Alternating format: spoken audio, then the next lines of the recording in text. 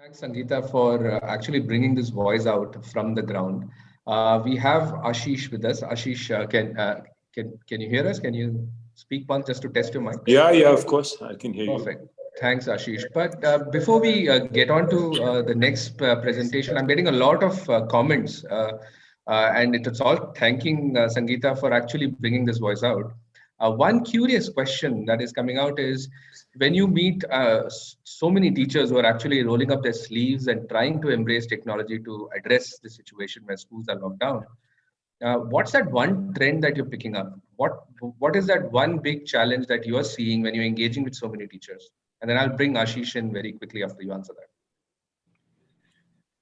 So I think, Vinod, as I understand this, and we've heard the teachers, मैंने शिक्षकों को ही नहीं पूरे सरकारी सिस्टम को बदलते हुए देखा है पिछले 10 महीने में. Teachers, headmasters, cluster resource people, block officers, district officers, everybody has embraced technology like no other time before. In 15 years of my career in technology, I have not seen the acceptance of online learning to the level it exists today. So demand is set. I think my question is the supply set? I still feel there's a gap in the kind of specialized contextual solutions जो हमारे networks, हमारे जैसी परिस्थितियों के लिए available हों और कोई specific problems solve करते हो. I think a lot more is now up to us to make this happen. Thanks, Sangeeta. I think that's a good segue. Ashish, at Central Square Foundation, you've been really focusing on how education technology goes and seeps into specifically our government schools and teachers and students. And here is a report that the organization has done. So I welcome you to kind of set the context of this report, and maybe we can launch it today. And your team can actually take us all through what's coming out of that report when it comes to innovations in technology. No, thank you, Vinod, and thank you for inviting me. It's great to hear about the wonderful work that is being done by our teachers, administrators. And I agree with Sangeeta that people have wholeheartedly embraced education technology. And it really behooves upon us to look at how we can really innovate and reimagine education, given what we've seen in the last few months. There's been unprecedented demand for EdTech around the globe. So we thought this was an interesting opportunity to really take stock of innovation that's been happening within India, but also outside our borders, and look at it from the perspective of multiple stakeholders: teachers, students, parents, etc. We see clearly a rising demand for EdTech. I think there is also the supply side will take a little bit longer, but I think it is kicking in as they see a real opportunity here. We at CSF, and I really want to thank our team who's put in a lot of hard work to prepare this primer on how EdTech has been working to transform education. The team looked at and analyzed over 350 global EdTech innovations and has categorized them very nicely. I would encourage people to go through the report. There's some fascinating products. I mean, I know within India there's a lot going on, but out of the global landscape, for instance, there's a product called Ready 4K that used text messaging to engage parents at home very effectively during this period. And there's very strong evidence this was evaluated around impact. There's a product out of China called NoBox that's used artificial intelligence and delivered personalized learning experience for children at home, sort of home-based learning for children. And then many other countries like India where we need low tech, not just tech. In Tanzania, there's a great example of an AI-based doubt solving engine using simple text messaging. So lots of different examples.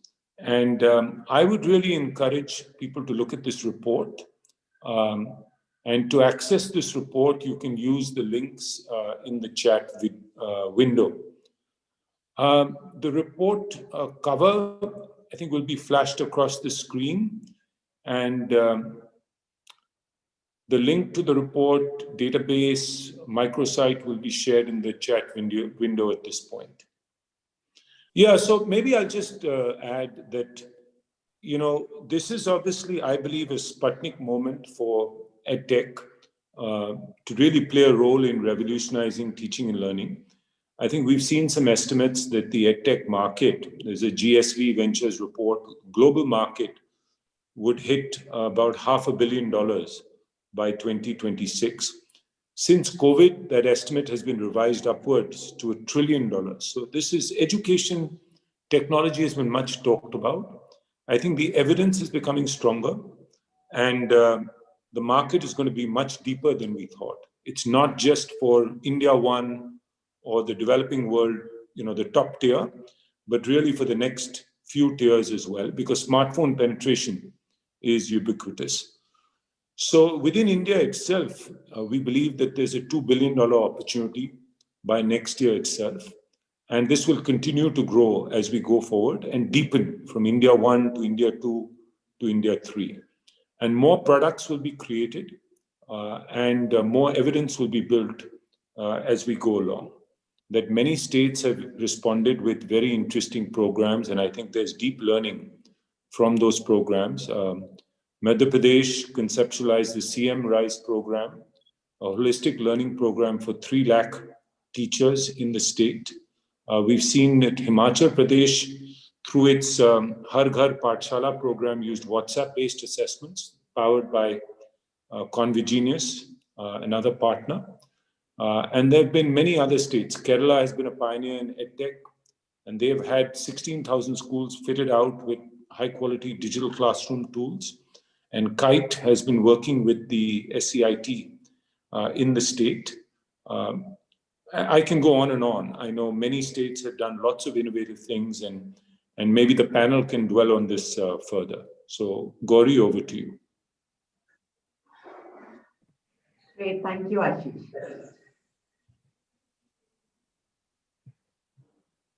Hello, everyone. This is Gauri Gupta from the Central Square Foundation. Would also like to welcome Kumar Garg, who's the Managing Director at Schmidt's Futures. Would request Rashi and Shruti to walk us through the key highlights of the report. Thanks, Ashish. Thanks, Gauri. And welcome, everyone. I'm Rashi Dhanani from Central Square Foundation. And today, along with my colleagues Shruti Gogia and Ria Handa, we are very excited to launch and share the findings from this report with all of you. Just to set the flow for the rest of the session, we'll begin with a brief introduction to the report. This will be followed by a discussion with Gauri Gupta and Kumar Garg on 2 or 3 select themes emerging from the report. Gauri is the director of the EdTech vertical at CSF, and Kumar is the managing director and head of partnerships at Schmidt Futures. Schmidt Futures does some deep work in the field of learning engineering, and they have recently been conducting a global challenge to identify EdTech tools and platforms that can enhance the teaching and learning experience. We'll hear more from him about Schmidt Futures and their work in a bit. Welcome both of you, and thank you for joining us today. The few key themes that we will hear from Gauri and Kumar on include exploring some promising areas of EdTech innovations, as well as exploring where the white spaces are, and looking at some low-tech solutions that are being leveraged for teaching and learning. To kick us off, I would invite my colleague Shruti to introduce us to the report and the approach it took to arrive at its findings. Thanks, Rashi. Let me quickly just begin by laying out the objective of this report, right? And we just heard very truly inspiring stories from all the teachers in the last panel. And as Ashish, Sangeeta ma'am rightly pointed out, COVID shutdowns really led teachers and students to resort to EdTech almost immediately, right? And as a response to that, we began this exercise to landscape some of the innovations in EdTech across the world. This report is actually a culmination of that exercise, and we try to capture some of the interesting ways in which EdTech has revolutionized teaching and learning. Through this report, we aim to reduce some of the opaqueness and information asymmetry that people have for EdTech, especially when they're new to it. And also to provide a bird's eye view to the ecosystem, especially when the interest in the sector is imminently rising. And also, given, as we heard from the panel just a while ago, there's demand for EdTech, especially within the device and connectivity constraints as well. So we are hoping the insights from this report can also facilitate decision making, as EdTech adoption needs to be increased across different contexts. So what was the approach that we actually adopted? As Ashish mentioned, we looked at over 350 global EdTech innovations. We found them via leading EdTech awards, competitions, market research, databases, and even reports that have been published by multiple players. These innovations were then categorized into 9 key teaching and learning interactions, which were spread across the 3 primary stakeholders in any education process, be it teachers, be it students, or be it parents. You can see the 9 interactions on the right-hand side of the screen right now. The teacher-led interactions included lesson preparation, lesson delivery, teacher professional development, which is key, homework, and also how teachers can conduct assessments using different technology platforms. In terms of self-learning, the classical use case of, in the case of students, the classical use case of self-learning emerges, wherein a student is independently driving his or her learning at home, as well as a very interesting and new use case of doubt resolution came up, which is where a student is using platforms to almost get his or her doubts resolved instantly with just a click of a button. Finally, we cannot ignore parents as a part of the student's key learning process, right? So as a part of this report, we did include solutions that not only focused on parent-teacher communication, but also solutions that are targeting parental capacity building to support their child's learning at home. Just to share some of the key insights before delving into the themes, the first one is around some of the hotbeds for EdTech innovation that emerged through our landscape. And what we saw is that EdTech innovation is rampant across the world, and it has proliferated in across range of contexts. However, North America, China, and India emerged as the world leaders for EdTech. While North America has the most number of innovations, it's China that's leading the way in terms of funding for EdTech, right? And India is closely following behind North America and China on both fronts. Just speaking a little bit about what the innovation spread looks like across the teaching and learning interactions that we prioritized for this report. Unsurprisingly, traditional interactions like self-learning, lesson delivery, lesson preparation have seen the most traction, and they constituted almost 67% of the landscape. These are some areas that have seen innovation even before smartphones and other personal devices became ubiquitous, whether it was through computer labs in schools or digital classrooms itself in the schools.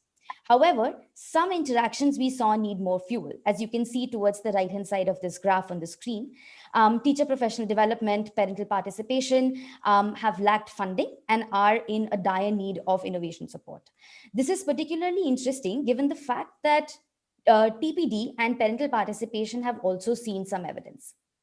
Just as I speak of evidence, we thought it would be very useful to share what we saw about evidence on the landscape that we had of innovations in this report.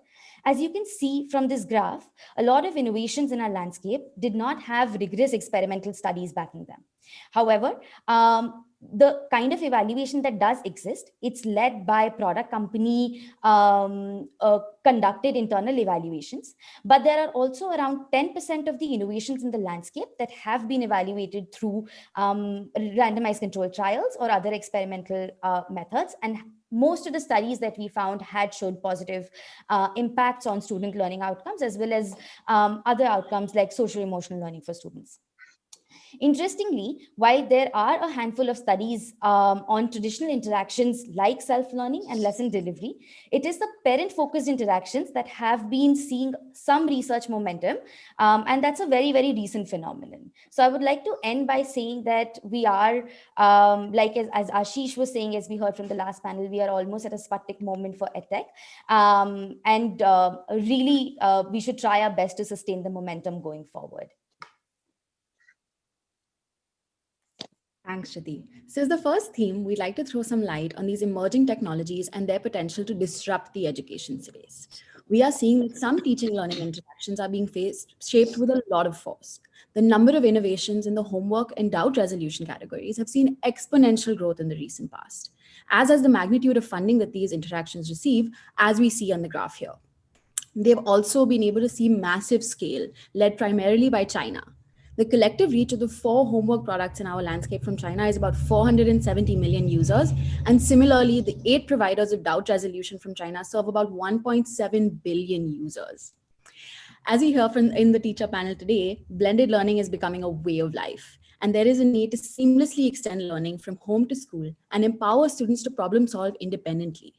This transition, for example, may be facilitated by platforms that automate the homework process. Similarly, platforms that allow for student queries to be resolved immediately and independently empower students to follow their curiosity and embark on self-led and self-paced learning journeys in environments where access to teachers may be limited.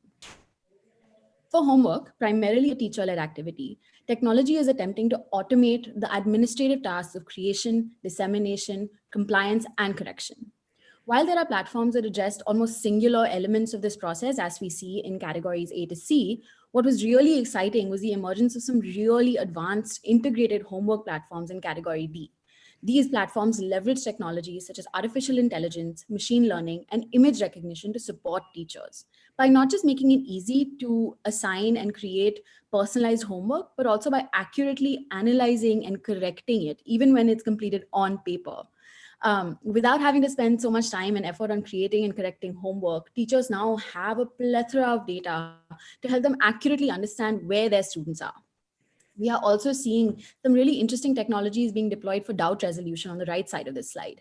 These technologies facilitate increased independence for students to troubleshoot their issues and resolve their queries anytime, anywhere. This shifts the reliance on teachers, parents, or peers, or even the community, and allows the student to be very independent in the learning process. Some interesting solutions that have done this include connecting students to a local or international tutor for a short bite-sized lesson, or the use of image recognition and artificial intelligence to automatically and instantly solve doubts. With increasingly scalable models on the rise, these use cases are likely to generate a lot of usage, demand, and growth. So Gauri, here's the first question for you. Given the rise in interactions such as homework and doubt resolution, how do you see these use cases of at-home EdTech evolving to support blended learning models in the Indian context? Thanks, Rashi, and thank you for inviting me to this panel. It's a pleasure to be here. We're already seeing traction for activities such as doubt resolution here in India. Tools that help students problem solve have largely been successful in contexts where either parents or peers have not necessarily had the time or the capacity to help students troubleshoot their queries. Where you needed to consult multiple people, you're now simply clicking a picture of your problem on the phone. The instant resolution of your question in a simple and uncomplicated manner engages and motivates users to keep coming back to these platforms. For example, we have DoubtNut in India that calls itself an automated solver engine and content repository. And it's seen exponential growth over the last few years, currently reporting about 3.5 million monthly active users. Right? And it's interesting to know that almost 90% of DoubtNut's users are actually coming from tier 2, tier 3 cities, right? Which means that students across India are looking for anywhere, anytime access. Seeing the value in providing tools for problem solving, the Indian government has also experimented in this space. We find Tara, an automated bot on the Diksha platform today, and it can very quickly and easily point students to learning resources based on simple text-based questions. As Ria had pointed out earlier, there is a need to take this learning seamlessly from school to students' homes to truly deploy a blended model. And there are many examples that we can actually learn from around the world. Zoepad from China is one which is extremely interesting to me. It's a holistic homework platform actually for K-12 that automates the entire homework process for both teachers and students. Interestingly, it has more than 250 million items in its question bank that allows for easy creation of homework by the teacher besides many other interesting tech features. The kind of use case for homework that exists in the Indian context, especially with blended models on the rise, However, right now in India, a majority of the teachers may not necessarily be adequately trained or have the capacity to use these tools and integrate them with their daily instructional practice. The emergence of such tools may also create very interesting alternatives to the traditional homework and tuition segment. In my mind, it's an extremely exciting space to watch out for.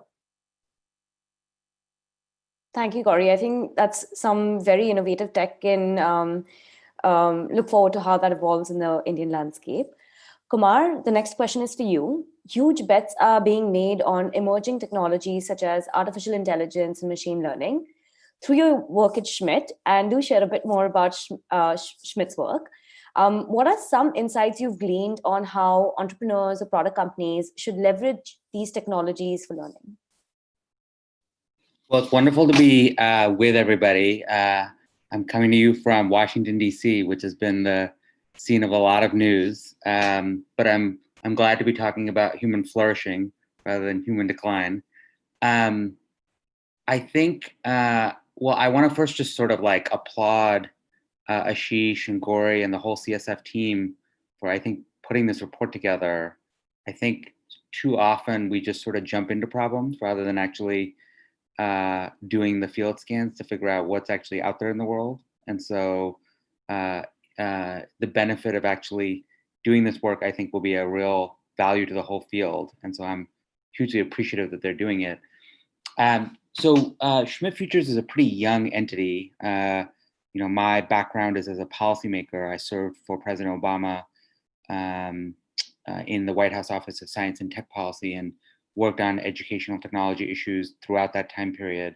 And, you know, when I left the White House, Eric Schmidt, who was the former CEO of Google, was interested in starting a science and tech philanthropic organization, and that became Schmidt Futures. So we just hit our 3-year mark, and we invest philanthropic capital at the intersection of science, technology, and the public good. And one of the programs I oversee under that is called Learning Engineering. And the context behind it, and I think it, you know, intersects quite a bit with the work of the report and the work of CSF, is really the question that we've been asking ourselves is, just as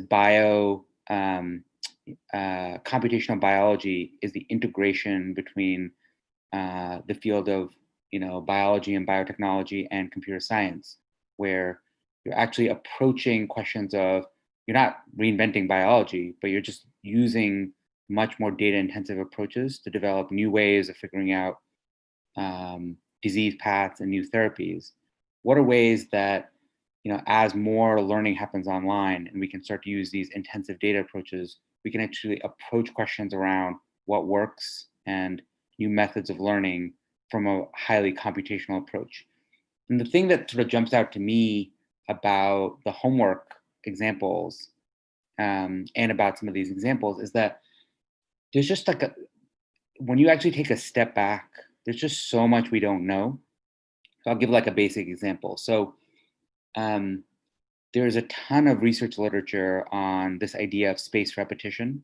So spaced repetition is this basic teaching concept of, I teach you something today, I probably should come back to it in a certain amount of time to see if you remember it still.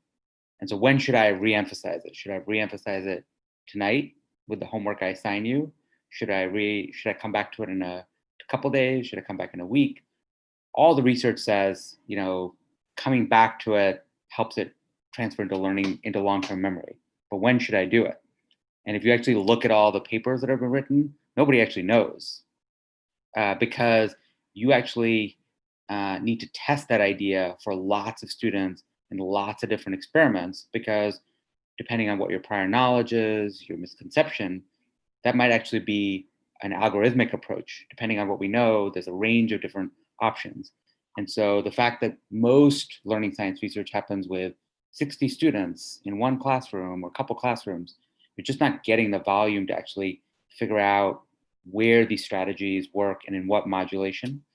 And so I think the power of these platforms that are starting to pop up, which have really large numbers of users, is not only that that's impressive, but that they actually start to become test beds for us to actually advance much more quickly notions about what's working. So there's a new paper that's going to come out on the assessments platform, one of the platforms we fund that does homework in the US. And one of the researchers, so one of the things that we support them on is just how well can someone use their platform to run a research experiment? Not the ones that they came up with, but just a researcher comes up with. So one researcher came up with this idea to test the idea of, like, let's say you take a math equation. What if you just change the spacing between the 5 times 4 plus 3? Just the spacing. So you're not adding, parentheses. So the formula is not any different. But what they find is, and the people who run the platform were like, this is not going to make a difference. The researcher was like, can I run the experiment? So they ran the experiment in the background where they just changed the spacing. And what they find is, what the research will show is that the spacing totally confuses students. So if you make the things that are addition closer to each other, the child will do that first. And if you make the things that are multiplied closer to each other, might seem intuitive, but like the people who run this platform thought this would totally not have any effect. And we're just literally talking about the visual representation of the equation on a screen. So the thing that excites me about these sort of technological approaches is that you actually need to do wide scale experimentation. You just need to test lots of things against each other in lots of microwaves, because if you only get to try 4 things a year, you're going to be like, well, I should really pick the 4 most important ideas. But if you get to run 1,000 experiments, well, maybe you'll be like, well, how much does the spacing matter? And I think that's going to accelerate our notions of like how this work is happening. So I'm super excited about this space and the role that, and I think India has a huge advantage because India has a huge number of users, has a very active computer science community. And so marrying those 2 things together can make it the global test bed where we can actually figure out how to drive human learning much faster. And so I'm really excited about the moment we're in. Thanks, Kumar. I think it is very exciting to see that there are some solutions that have managed to reach scale where they can do this kind of testing and really create learning pathways and experiences that are so specific and meaningful for the children. But shifting gears a little bit to our second theme, I think it's also key to bear in mind that as the focus on blended learning increases, right, it becomes critical to engage both teachers and parents to ensure seamless learning from class to home. And consequently, both teacher professional development and parental participation categories become key areas to focus on. Despite their importance, when we did our work, we did not see a lot of innovation in either of these categories of teacher professional development or parental participation. So let's hear some of our key findings on the white spaces where more innovation is needed before diving into a discussion again with you and Corey. Thanks, Rashi. So as Rashi mentioned, teacher professional development, or TPD, is critical for teachers to continuously evolve in their teaching practice and to sharpen existing skills and build new ones. TPD is also key to ensuring that EdTech is successful and that teachers are able to use technology tools for more effective instruction. Similarly, parent participation is a new and emerging category of solutions as parents are involved in their child's learning today more than ever before. As Ranjit Singh ji pointed out earlier today, it is critical for parents to meaningfully engage in their child's learning.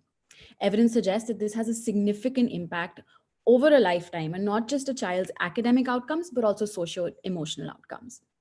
However, as we see on this slide, both of these areas don't see too much innovation in movement in terms of the number of innovations and the magnitude of funding. The movement that TPD has seen in terms of EdTech innovation has largely been restricted to traditional content and traditional technologies. It has, to some extent, however, paved the way for scaling in-service training with quality. Platforms that allow providers to upload and share their customized courses and content for teachers across geographies can really help with the imminent scaling of institution-led training. Secondly, what's also really exciting here is the scope of micro-credentialing, where teachers can take more agency over their learning and growth and acquire certifications for skills that they master. Third, technology has also provided dedicated spaces for teachers to network and share best practices with each other, a critical component of professional development, as Ranjit Singh ji pointed out. participation platforms on the right have historically focused on building pathways to communication between parents and teachers, or simply sharing activities for a child to do at home. However, with school shutdowns, parents will have to have a more prominent and meaningful role in their child's education. Interestingly, some pilots and studies emerging towards parental participation have all indicated positive and significant impacts on the child's learning process. As Ashish mentioned earlier, Ready for K, a family engagement platform that uses SMS to deliver activity-based content to low-income parents in the US, has been evaluated multiple times through randomized control trials, and the approach has shown to accelerate literacy outcomes by over 2 to 3 months over a school year. This has seen some recent traction in India as well. However, data suggests that there is room to really innovate, fund, and experiment with these innovations across these two interactions. Gauri, parental participation has seen some recent traction in India as well. Looking at the pandemic and beyond, how do you see the role of parents changing in India? And what is the EdTech ecosystem in India doing to bring about that change? Great question, Rashi. I think due to the pandemic, learning had to be shifted to homes.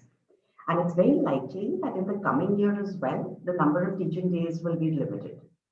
The in-school curriculum will hence need to be supplemented and reinforced at home. And EdTech, in my mind, is a powerful tool to democratize access to quality learning at home. There is evidence to suggest, as Ria pointed out, that better results, that children perform better when parents are engaged in their learning journey. Ranjitji also pointed this out in his keynote address. With or without tech, the evidence conclusively shows that parent engagement programs have led to positive impact of approximately 4 months progress over the course of a year on an average. Parental engagement becomes even more critical in my mind for foundational grades. ASAR 2020 showed that relatively few children in school today are first-time schoolgoers. More than 75% of the students have at least one parent who has completed grade 9. The question, therefore, is, are there ways in which we can encourage parents to become a part of their child's learning journey, to help them problem solve, to guide them, and to help them answer questions?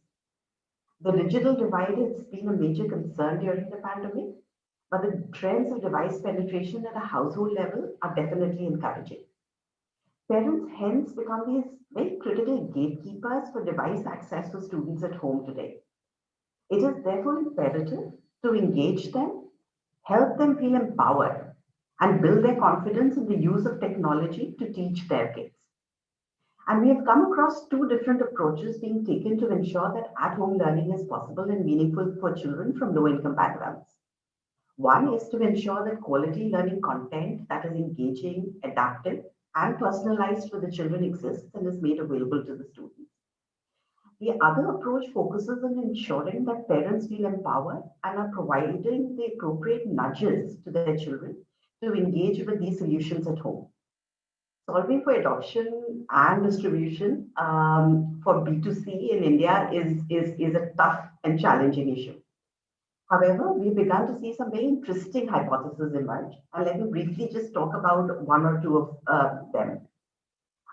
Rocket Learning is a WhatsApp-based model that leverages the digital space where low-income parents are already present, works on the community and teacher-parent relationships, and uses a sophisticated pattern of nudges and incentives to engage parents to support their children's learning at home. The second one I would like to talk about is a product that CSF has supported from inception called Top Parent.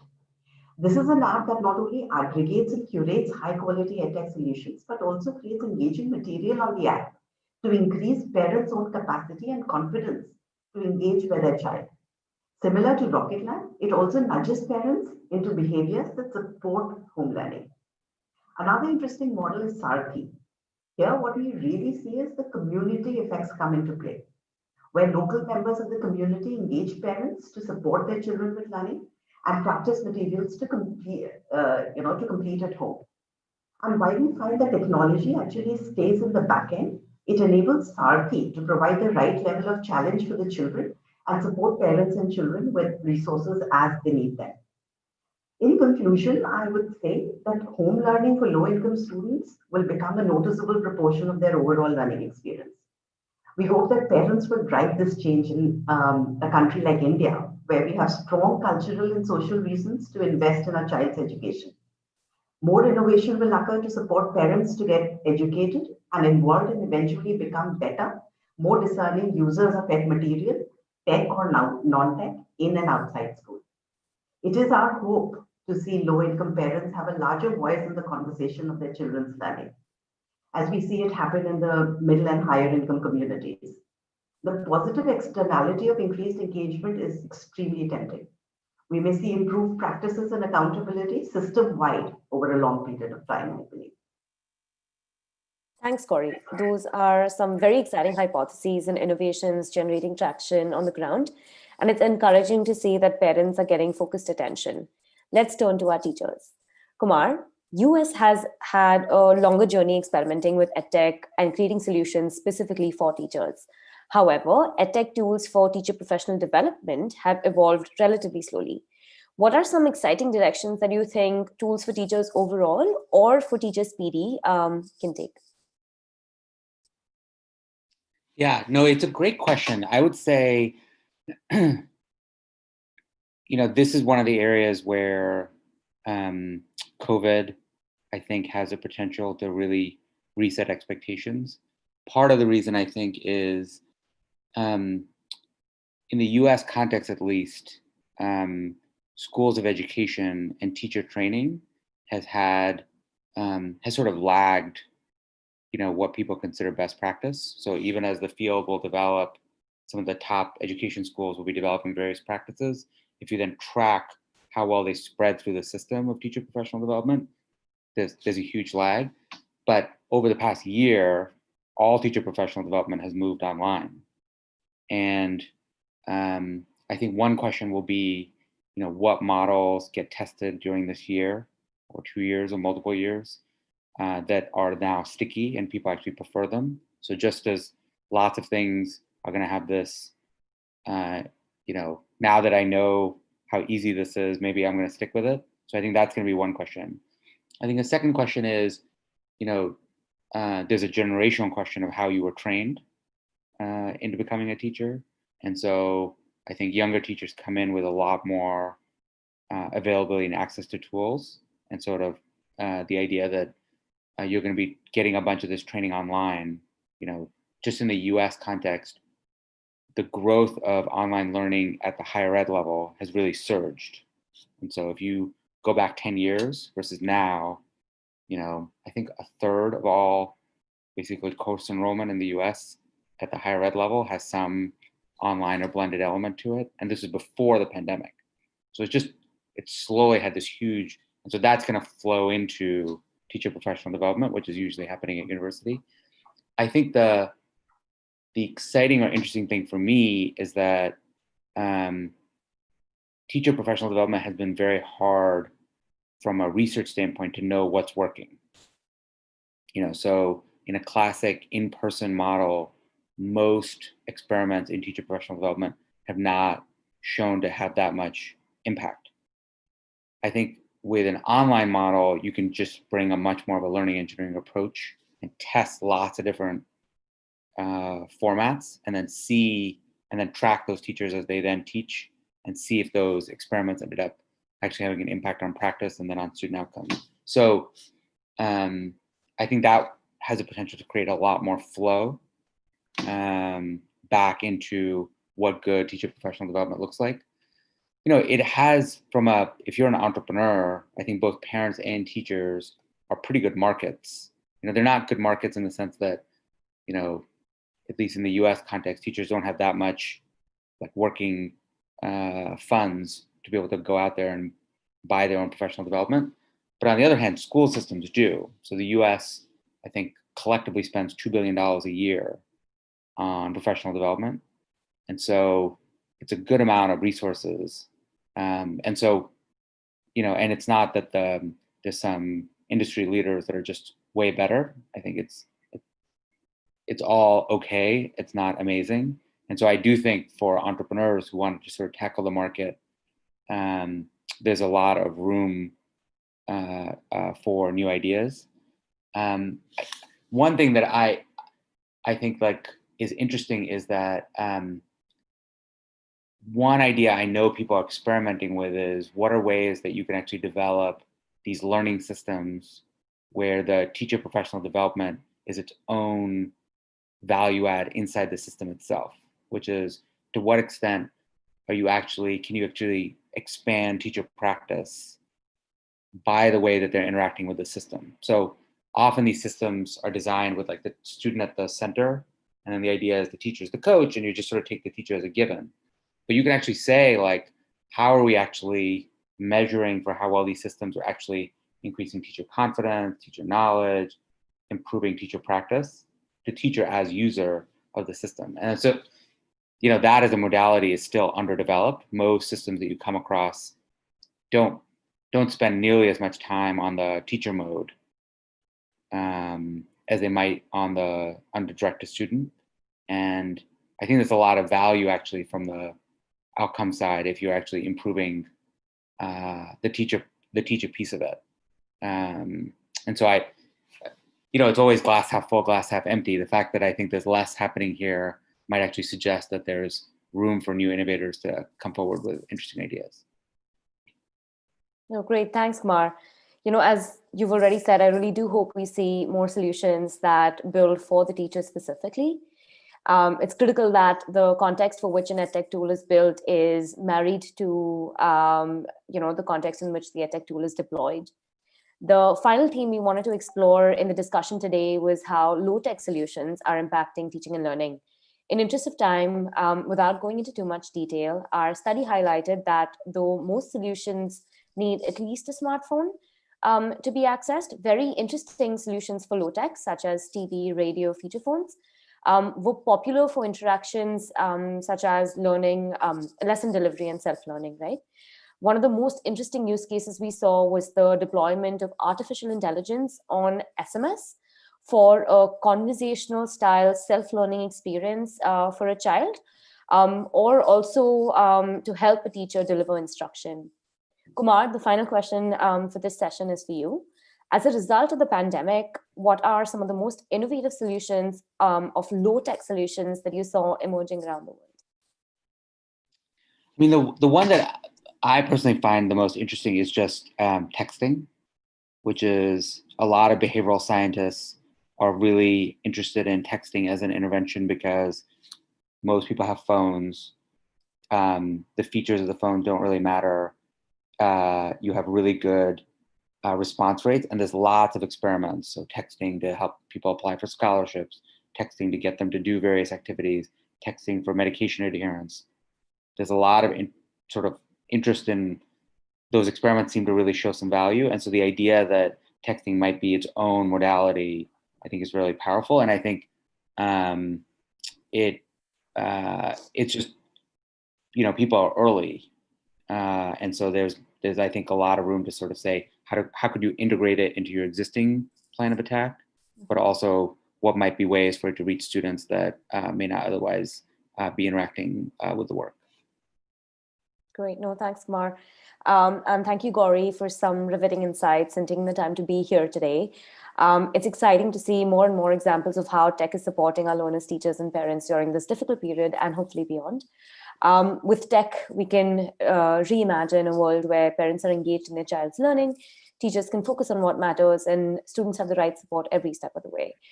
I'd like to request our audience to check out the report. Links are available in the chat and in the YouTube description of the event, and we'd love to hear your thoughts. Do engage with us on Twitter, Facebook, or LinkedIn using the hashtag #EdThroughTech. Again, thank you to both panelists for being here, Kumar. We do appreciate it. It's almost midnight at your end. And thank you to our audience for joining us, and of course to the Energy platform for having all of us here today. I'll hand it back to Vinod to introduce us to the final session and panel for the day, which also holds some very promising, exciting stories from the ground.